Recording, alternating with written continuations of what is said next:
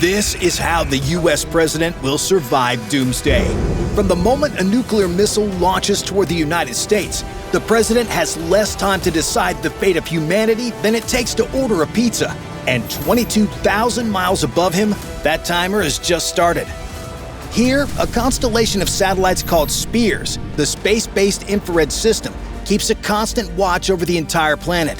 These satellites are specifically designed to detect one thing: the hot exhaust plume of a ballistic missile launch.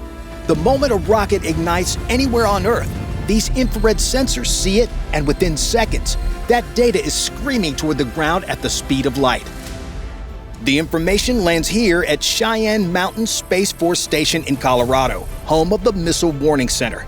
This facility was buried 2,000 feet beneath solid granite, protected by 25-ton blast doors that can seal the entire complex airtight in seconds. The men and women who work here have one job: determine whether America is under attack. And right now, their screens are lighting up in ways they've only seen in training exercises. The early warning teams immediately begin analyzing the data. How many missiles? What trajectory? Where are they going to land? This isn't paranoia. It's happened before. In November 1979, the Joint U.S.-Canadian North American Aerospace Defense Command, or NORAD, computers suddenly detected 1,400 Soviet ICBMs heading toward the United States. Bomber crews sprinted to their aircraft. The emergency command post took off. For 6 terrifying minutes, America prepared for nuclear war. Until someone realized a technician had accidentally loaded a training tape into the live system. The missiles weren't real, but the response was. That's why confirmation is everything. As satellite data streams in, ground-based radars across Alaska, Greenland, and the United Kingdom begin tracking the missiles in mid-flight. These massive installations, part of the Ballistic Missile Early Warning System, can see objects 3,000 miles away. And within 2 or 3 minutes, their computers have calculated exactly how many warheads are inbound and which American cities are about to become concept art for the next Fallout video game. The NORAD commander picks up a secure phone and initiates what's called a Threat Assessment Conference, a 3-way call connecting Cheyenne Mountain with Strategic Command, or STRATCOM, the military command responsible for nuclear weapons, and the National Military Command Center at the Pentagon. The question they're about to answer will determine the fate of human civilization. But here's the problem: the president still doesn't know any of this is happening. Getting authorization to wake the President of the United States in the middle of the night requires going through the Secretary of Defense. If the Secretary can't be reached, the National Military Command Center can go directly to the White House. Either way, the clock is already ticking, and they've used up nearly 5 minutes just confirming the attack is real. At the White House, a military aide rushes toward the president's bedroom carrying a 45-pound black leather briefcase. This is the nuclear football, and despite what movies might have you believe, it doesn't contain a big red button. What it does contain is far more terrifying. Inside the football are 4 items. First, the Black Book. 75 loose-leaf pages outlining America's pre-planned nuclear strike options. President Jimmy Carter found these options so complicated that he ordered them simplified. A military aide to President Clinton later described the result as similar to a Denny's breakfast menu. Pick one from column A, 2 from column B. Options range from launching a single missile to unleashing hundreds of warheads simultaneously. Second, there's a book listing classified locations where the president can be taken during emergencies. Third, procedures for activating the emergency broadcast system. And fourth, a credit card-sized piece of plastic called the biscuit by military staff for its small shape and size, containing that day's nuclear authentication codes. The president is woken up and immediately patched into a missile event conference. A secure call connecting the Commander-in-Chief with the Secretary of Defense, the Chairman of the Joint Chiefs of Staff, the STRATCOM Commander, and the National Security Advisor. The STRATCOM Commander delivers the briefing: number of incoming missiles, estimated targets, time to impact, and response options. Now here's where things get truly insane. The president has approximately 6 minutes to make a decision. That's the window between confirmed detection and the moment American missiles must launch if they're going to escape destruction in their silos. 6 minutes to decide whether to end human civilization, and there's nothing that can override him. The president selects a response option from the Black Book, then must authenticate his identity using the biscuit. A senior officer in the war room issues a challenge code, something like Papa Tango from the military phonetic alphabet. The president reads the corresponding response code from the biscuit. The Secretary of Defense then confirms the president's identity and verifies the order is authentic. But here's the critical part. The secretary cannot veto the order. This is verification only. The president has sole authority to launch nuclear weapons. No congressional approval, no court review, no second opinion required. Once authenticated, the war room prepares an emergency action message, an encoded order that is transmitted simultaneously to every nuclear weapons platform in the American arsenal. Missile silos across the Great Plains, submarines hiding in the depths of the ocean, and bombers on alert at bases across the country. But the president isn't going to wait around Washington to see what happens next. The moment the attack is confirmed, the Secret Service initiates evacuation procedures. The president has two immediate options, and which one gets used depends entirely on how much time is left on the clock. If there's no time, say a submarine-launched missile fired from just off the coast, giving maybe 12 to 15 minutes of warning, the president goes underground. Beneath the east wing of the White House lies the Presidential Emergency Operations Center, or PEOC. This bunker was originally built during World War II to protect President Roosevelt from aerial bombing. Today, it's been upgraded to withstand nuclear blast overpressure and features modern communications equipment, televisions, and phones connecting to every major government agency. Former First Lady Laura Bush described being evacuated there in 2001. She wrote about being hustled through a pair of big steel doors that closed behind me with a loud hiss, forming an airtight seal. She walked along old tile floors with pipes hanging from the ceiling, past mechanical equipment, into a conference room with a large table. That's where Vice President Cheney spent most of that terrible day, directing the government's response while the president was airborne. But the PEOC has limitations. It's designed as a short-term shelter, not a command center for fighting a nuclear war. That's why, if there's enough warning time, 15 minutes or more, the president boards Marine One on the South Lawn and takes a 10-minute flight to Joint Base Andrews. Because waiting on the tarmac there, engines running and crew standing by around the clock, is an aircraft specially designed for the end of the world. The E-4B Nightwatch doesn't look particularly special from the outside. It's a modified Boeing 747-200 painted in a similar blue and white livery as Air Force One. But where Air Force One is essentially a flying luxury hotel for the president, the E-4B is a flying bunker designed to survive nuclear war and command what's left of America's military from 35,000 feet. The Air Force operates 4 of these aircraft at a cost of $159,000 per hour each, making them the most expensive planes to operate in the entire military. At least one is always on 24-hour alert, crews standing by, ready to take off within minutes. They're officially called National Airborne Operations Centers, but everyone who works on them knows them by the unofficial name, Doomsday Planes. The interior looks nothing like a commercial airliner. Where you'd normally find rows of passenger seats, there are instead rows of consoles, banks of secure phones, encrypted video feeds, and cryptographic equipment.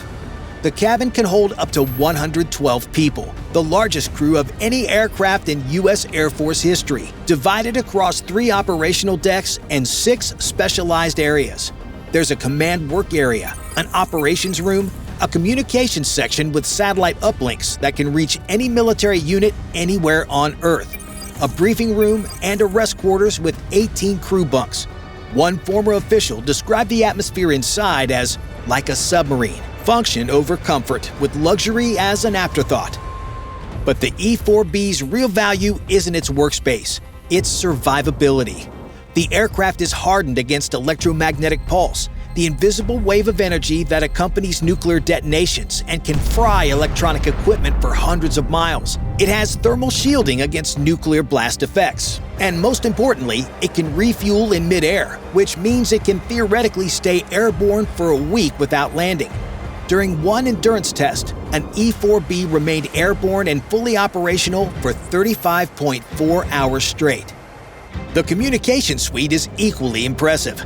A trailing wire antenna stored on a giant spool can be deployed up to 5 miles behind the aircraft, allowing the president to communicate with nuclear submarines hiding in classified locations deep beneath the ocean. From this aircraft, the commander-in-chief can direct every element of the American nuclear arsenal: ICBMs, bombers, and submarines. The whole point is simple. If Washington, D.C. becomes a parking lot, the president survives, the government continues, and America can fight back. But the Doomsday Plane isn't the only backup plan. Because what happens if the president doesn't make it out?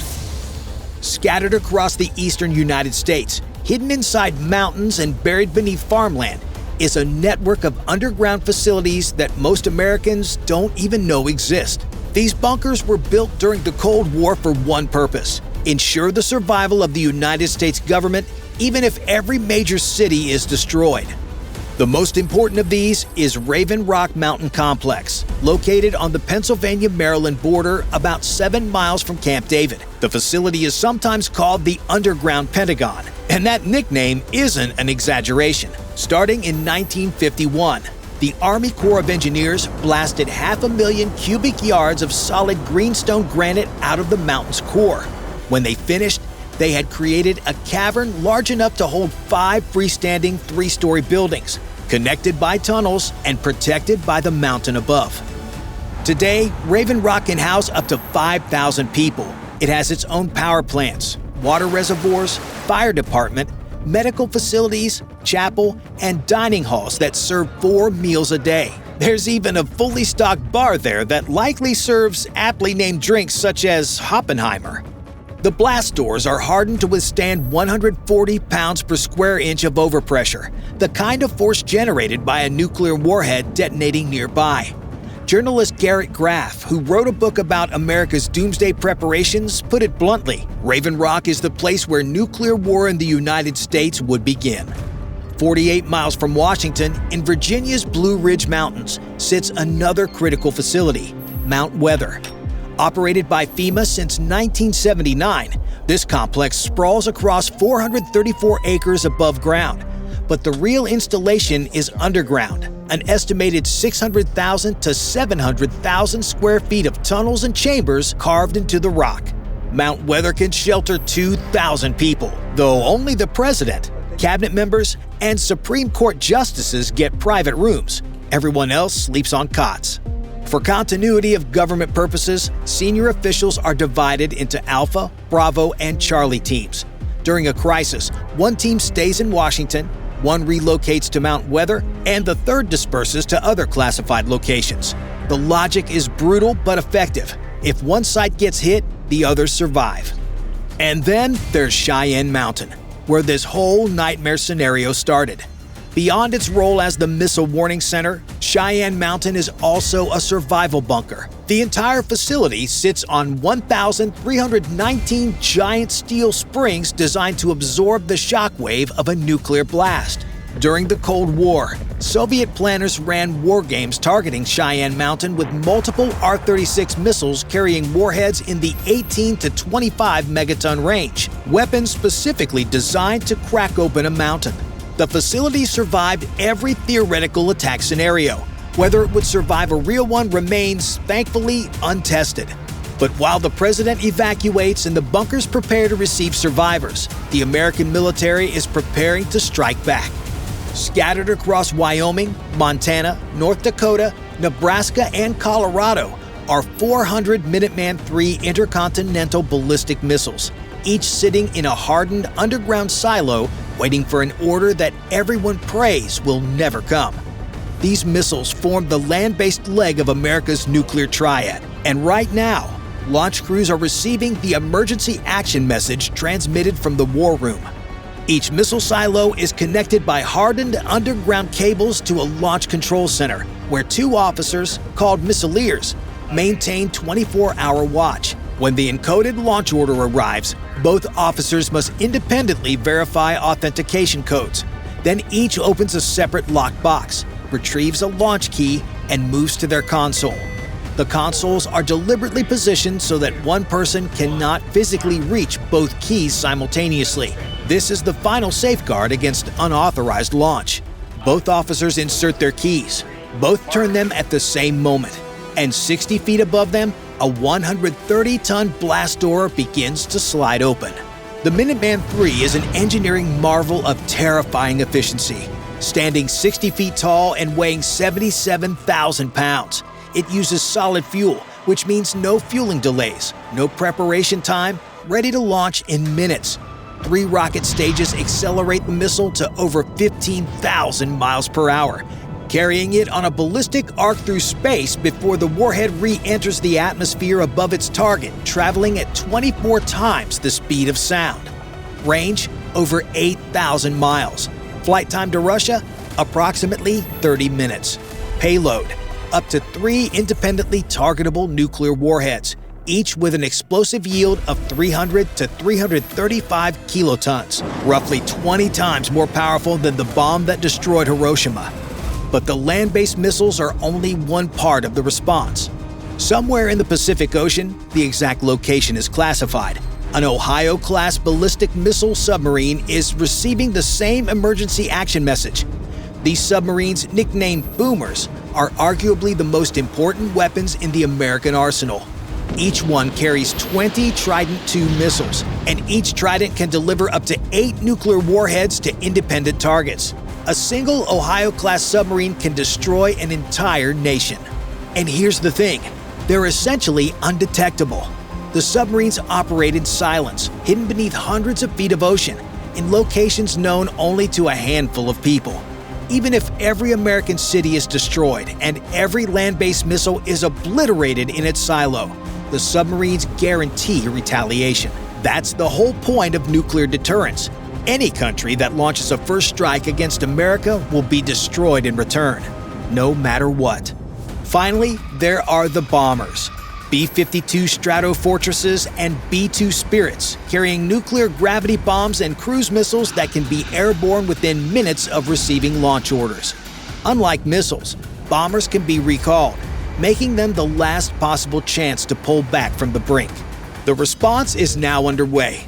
American missiles are leaving their silos, submarine commanders are executing launch procedures, bombers are rolling down runways. The president is airborne, circling somewhere over the continental United States in an aircraft designed to survive the apocalypse. And in less than 25 minutes, Russian warheads will begin detonating over American soil, which is why now the U.S. government is activating its backup plan. The Constitution anticipated that presidents might pass away unexpectedly. What it never anticipated was a scenario where the president, vice president, Speaker of the House, and dozens of other officials might all be incapacitated simultaneously. That's why the continuity of government plan exists, and why, during any major event where government leaders gather in one place, someone in the line of succession is always kept somewhere else. On Inauguration Day, for example, a cabinet member is designated as the survivor and taken to a secure location miles from Washington. If a bomb destroyed the Capitol during the ceremony, that person would become president. The same logic applies during nuclear war. The president boards the Doomsday Plane. The vice president goes to a different bunker. Cabinet members scatter to separate locations. The nuclear football travels with both the president and vice president, ensuring that whoever survives can authorize continued military action. The goal isn't just survival, it's continuity. The United States government must continue functioning, issuing orders, directing military forces, and eventually negotiating an end to the conflict. The bunkers are stocked with food and supplies for weeks or months of autonomous operation. The Doomsday Plane can stay airborne indefinitely with aerial refueling. Somewhere, somehow, someone will remain in charge. Thankfully, the scenario outlined in this video has never actually happened. But every single day, the system stands ready, waiting for the words no one wants to hear. Identity confirmed. The order is valid. Bye for now.